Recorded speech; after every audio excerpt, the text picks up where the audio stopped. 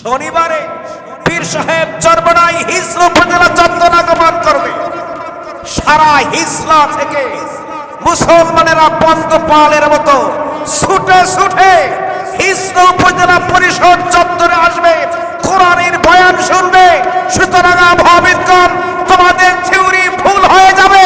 আমি আল্লাহ তাআলা মাহফিল কবুল করে নিয়েছি, বৃষ্টি হবে না, হবে না, হবে না। ঠিক কিনা বলে?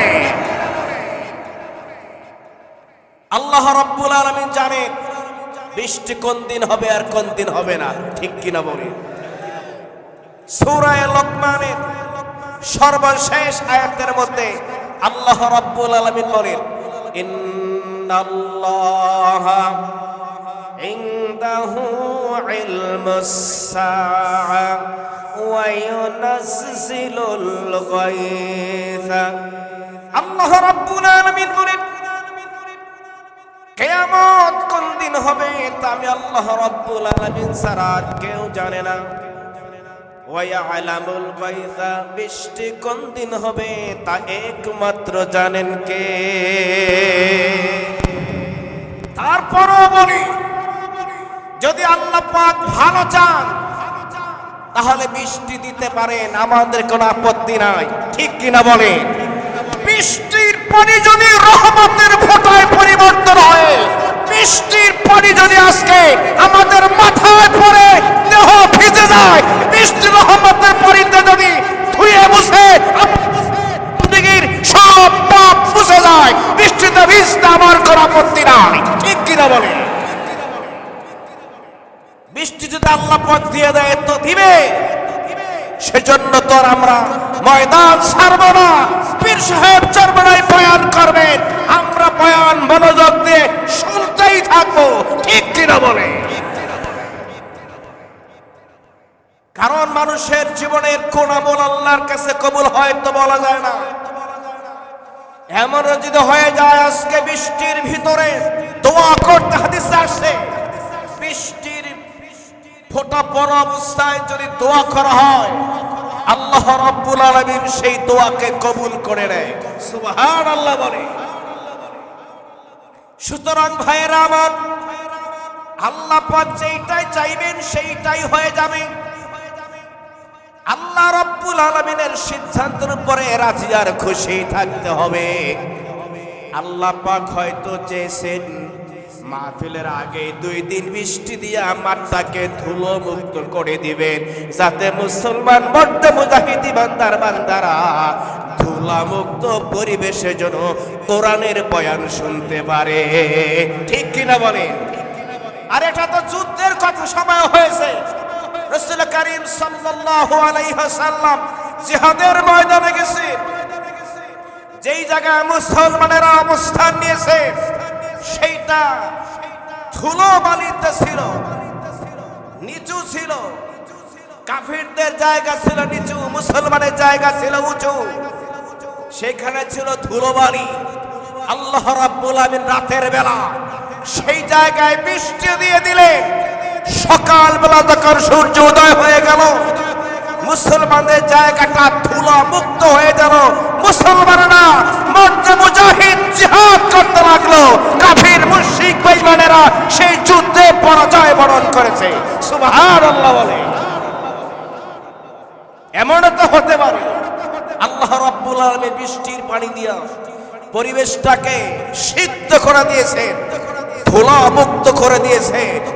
সুন্দর একটি পরিপাটি করে এই মাহফিল প্যান্ডেলটাকে সাজিয়েছে। আল্লাহ রাব্বুল আলামিন এই মাহফিলকে কবুল করুন। আমরা সবাই বলি আমিন। قد أفلح من تزكى, সফল হচ্ছে তারাই যারা নিজের আত্মাকে পরিশুদ্ধ করতে পেরেছে। ইসলাহে নফস, আত্মশুদ্ধি করতে হবে, নিজের আত্মাকে পরিবর্তন করতে হবে। ইসলাহুল কওম, জাতিকে পরিবর্তন করতে হবে।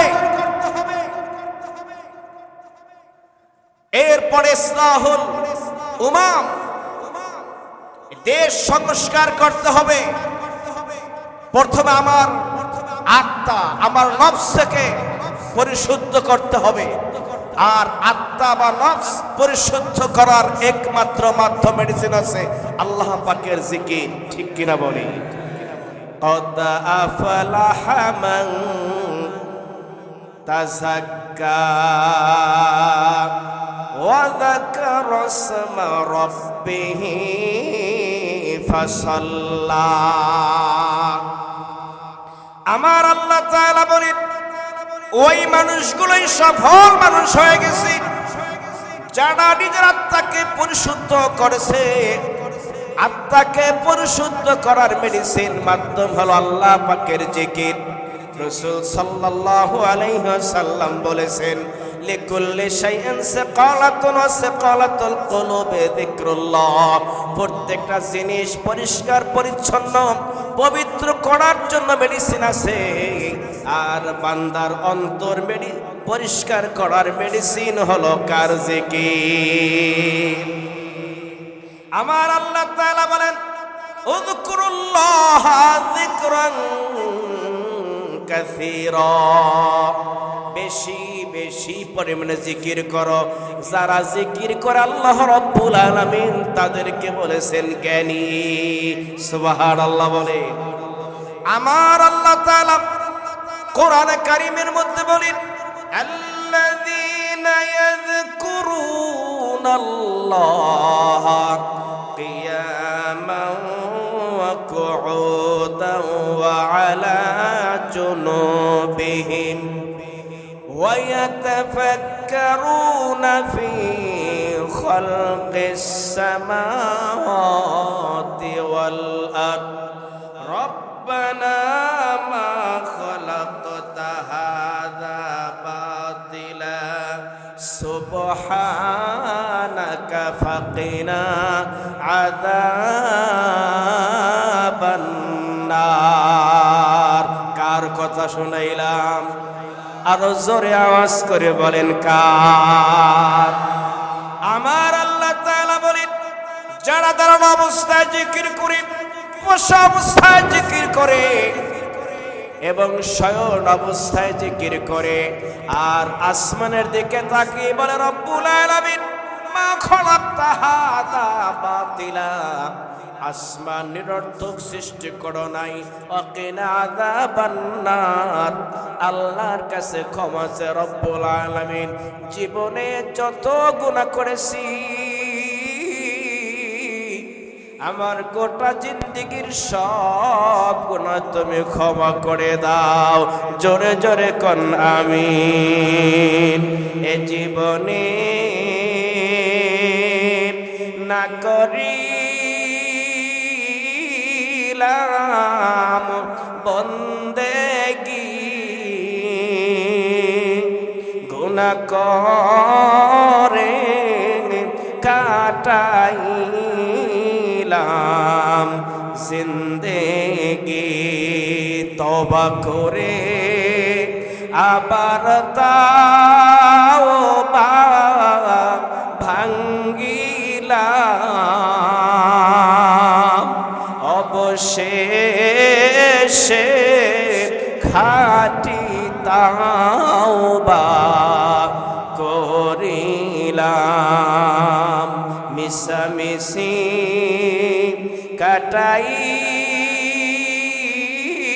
কাটাইলাম জিন্দেগি, মাফ করে দাও মাবুদ মাওলা এলাহি। জোরে জোরে কোন আমিন। আমার ভাইয়েরা বাবারা, জিকিরের মাধ্যমে নিজের আত্মার পরিবর্তন করতে হবে, পরিশুদ্ধ করতে হবে। কদ আফলাহা মান তাযাক্কা ওয়া যাকারা ইসমা রাব্বিহি ফাসাল্লা। কদ আফলাহা মান যাক্কাহা ওয়া কদ খাবা মান দাসাহা। যারা জিকিরের মাধ্যমে নিজের আত্মাকে পরিশুদ্ধ পবিত্র করেছে তারাই সফল হয়ে গেছে, আর যারা আত্মাকে পরিশুদ্ধ পবিত্র করতে পারে নাই তারাই ব্যর্থ ঘোষণা করেছেন। কে?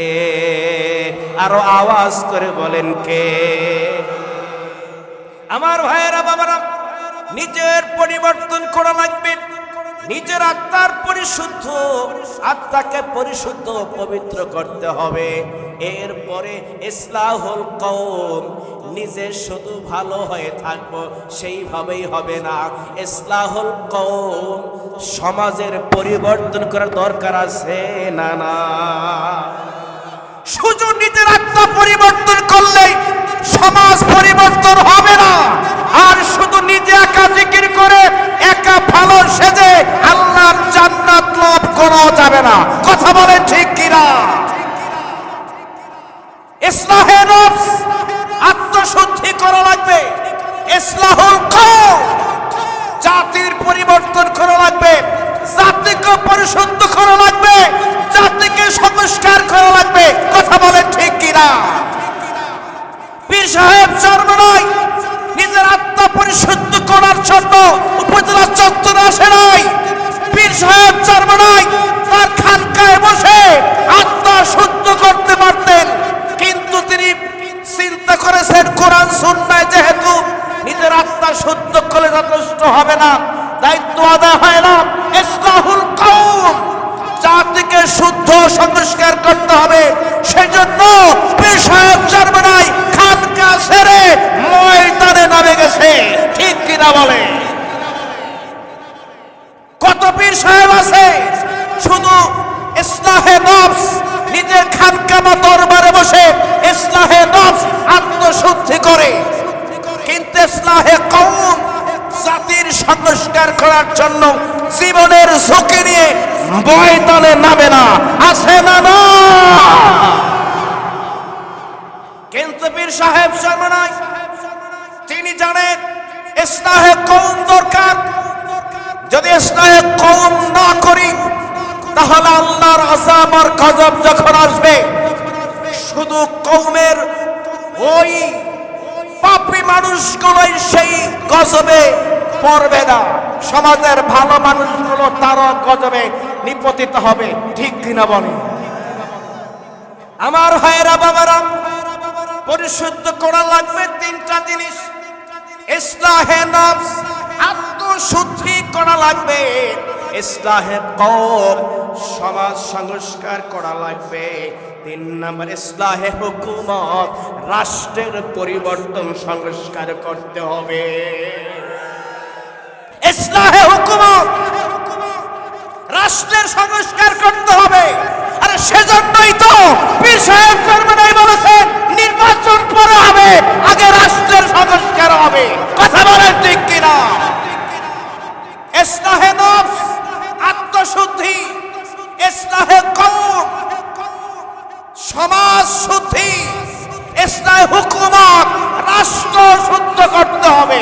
কথা বলেন। শুধু লা ইলাহা ইল্লাল্লাহ কলবে ধাক্কা জিকির করে ইসলাহে নফস করলেই পর্যাপ্ত, এনাফ যথেষ্ট হবে না। ইসলাহে কওম, সমাজের পরিবর্তন করার নির্দেশ দিয়েছেন কে? হাদিস রাসূল কারীম সাল্লাল্লাহু আলাইহি সাল্লাম ঘটনা বর্ণনা করেন, কোন একদিন হযরত জিবরাইল আলাইহিস সালাম নবীর কাছে এসে বলে, ইয়া রাসূলুল্লাহ, ইয়া হাবিবাল্লাহ, নবী গো, হঠাৎ একদিন আল্লাহ রাব্বুল আলামিন আমার উপরে একটা বিধান জারি করলেন, অর্ডার করলেন, এ জিবরাইলের যাও ওই কওমকে ধ্বংস করে দাও। জিবরাইল আলাইহিস সালাম আল্লাহর কাছে বলে, রব্বুল আলামিন, ওই কওমের ভিতরে এমন একজন আপনার মাহবুব বান্দা আছে যে মাহবুব বান্দা আপনার হুকুমের বাহিরে কলমটাও ফালায় না। সুবহানাল্লাহ বলেন। যেই সম্প্রদায়, যেই সমাজের ভিতরে এমন একজন বুজুর্গ বান্দা বসবাস করে, ওই সমাজ কিভাবে ধ্বংস করে দিব? আমার আল্লাহ তাআলা বলেন, জিবরাইলের যাও ওই বুজুর্গ বান্দারে সুদ্ধার সমাজ ধ্বংস করে দাও। জোরে জোরে বলেন সুবহানাল্লাহ। কারণ ও একা ভালো সেজেছে, ইসলাহে নফস করেছে, নিজের আত্মা পরিশুদ্ধ করেছে, ইসলাহে কবুল করে নাই, সমাজ পরিবর্তন করার কাজ করে নাই। কথা বলেন ঠিক কিনা? রাসূল কারীম সাল্লাল্লাহু আলাইহি সাল্লাম বলেন, মান রাআ মিনকুম মুনকারান ফালইউগাইয়িরহু বিয়াদিহি ফাইন লাম ইসতাতি ফাবিলিসানি ফাইন লাম ইসতাতি ফাবিকলবি যালিকা আদআফুল ঈমান। আল্লাহ রাসূল বলেন, সমাজের মধ্যে যেখানে যখন অঘটন দেখবে, পাপের কাজ হতে দেখবে, তোমার শক্তি আছে, হাত দিয়ে ঠেকায় দাও। আইনের শাসন তোমার হাতে আছে, আইনের কলম তোমার হাতে আছে। একটা স্বাক্ষর দিলে পুরো থানা থেকে সকল অপসংস্কৃতি, সকল হারাম কাজ বন্ধ হয়ে যাবে। আইনের শাসন দিয়া তুমি তোমার অপরাধ দমন করার চেষ্টা করো। কথা বলেন ঠিক কিনা?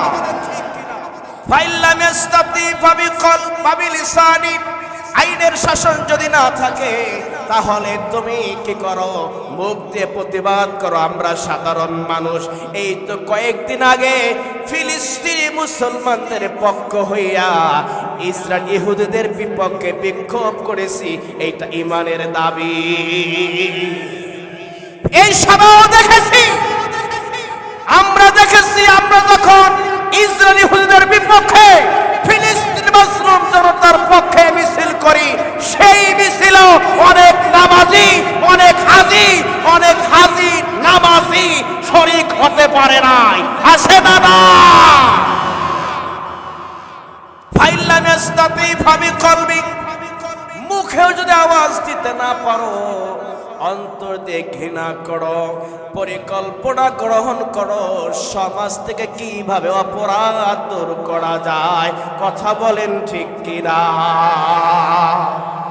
আমার ভাইয়েরা, বাবারা, সেজন্য ইসলাহে কওম, সমাজের পরিবর্তন করতে হবে।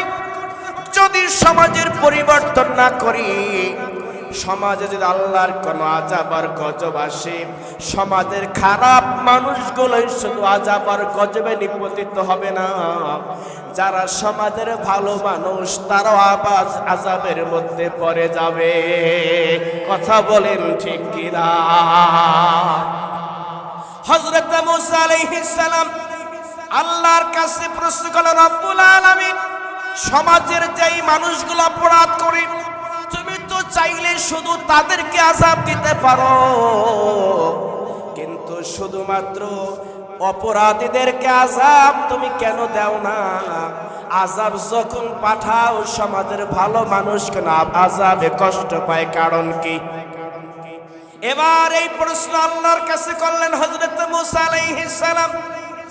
এই প্রশ্ন আল্লাহর কাছে করি, মুসা আলাইহিস সালাম একটি গাছের ছায়ায় ঘুমিয়ে পড়লেন। হঠাৎ মুসা আলাইহিস সালামের পায়ে একটা পিপিলিকা কামড় বসিয়ে দিল। মুসা আলাইহিস সালামের ঘুমে ডিস্টার্ব হলো। মুসা আলাইহিস সালাম রাগ হয়ে গেলেন। মুসা আলাইহিস সালাম দেখলেন একটা পিপিলিকা তার গায়ে, তার পায়ে আঘাত করেছে, কামড় দিয়েছে। এই জন্য মুসা আলাইহিস সালাম ক্ষিপ্ত হইয়া ওই পিপিলিকার গোটা জাতি সব লাইন সুদ্ধা সব পা দিয়া পিষে ধ্বংস করে দিয়েছে। আমার আল্লাহ বলেন, মুসারে কামড় দিয়েছে তোমার পায়ে কয়টা পিঁপড়া? বলে একটা পিঁপড়া।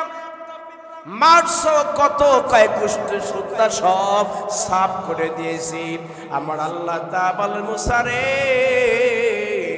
সমাজে যখন অপরাধ চলতে থাকে, সমাজের ভালো মানুষগুলো যদি অপরাধীদেরকে দমন না করে, ওই সমাজে যখন আল্লাহর আযাব আর গজব পাঠাবো, সমাজের ভালো মানুষও রক্ষা পাবে না। কথা বলেন ঠিক কিনা?